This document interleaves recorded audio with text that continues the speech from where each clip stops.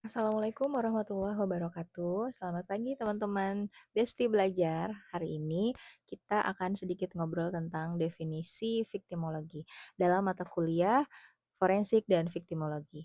Viktimologi adalah ilmu pengetahuan yang mempelajari tentang korban kejahatan, termasuk hubungan antara korban dan pelaku, serta interaksi korban dengan sistem peradilan, pidana, dan masyarakat. Nah, istilah viktimologi ini berasal dari bahasa Latin victima ya, atau bahasa Inggrisnya victim, dan bahasa Yunaninya logos atau ilmu pengetahuan, sehingga ilmu pengetahuan tentang korban, kurang lebih secara dari istilahannya begitu ya. Selanjutnya, ruang lingkup atau cakupan viktimologi. Yang pertama, studi tentang korban.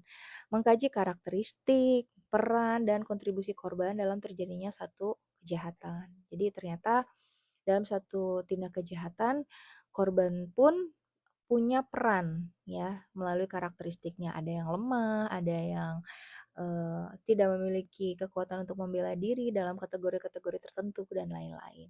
Kemudian hubungan korban dengan pelaku. Nah, hubungan korban dengan pelaku ini nantinya akan mempelajari bagaimana interaksi antara korban dan pelaku sebelum, sesudah, dan ketika terjadinya kejahatan. Nah, jadi pola-pola interaksi bukan hanya pada saat kejahatan saja yang dipelajari, tetapi sebelum dan sesudahnya terjadi kejahatan pun akan dipelajari dalam viktimologi.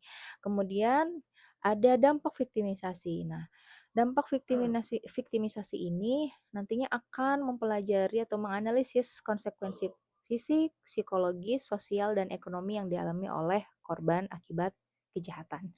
Selanjutnya ada sistem peradilan dan korban. Nah, nantinya akan mempelajari bagaimana sistem peradilan pidana memperlakukan korban dan mengakomodasi kebutuhan korban.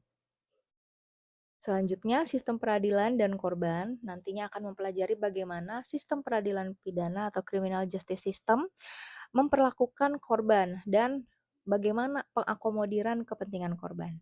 Selanjutnya, pemulihan dan kompensasi. Nah, pemulihan dan kompensasi ini akan dikaji dengan metode-metode pemilihan trauma dan bentuk-bentuk kompensasi yang dapat diberikan sesuai dengan kerugian yang diderita oleh korban. Nah, selanjutnya kita pelajari dulu definisi korban tindak pidana. Apa sih korban tindak pidana itu? Ialah seseorang yang mengalami penderitaan fisik, mental, dan atau kerugian ekonomi yang diakibatkan oleh suatu tindak pidana.